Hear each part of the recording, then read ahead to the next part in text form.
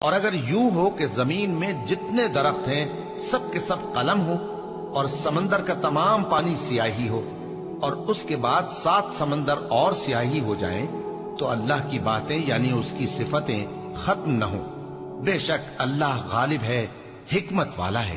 اللہ کو تمہارا پیدا کرنا اور جلا اٹھانا ایک شخص کے پیدا کرنے اور جلا اٹھانے کی طرح ہے۔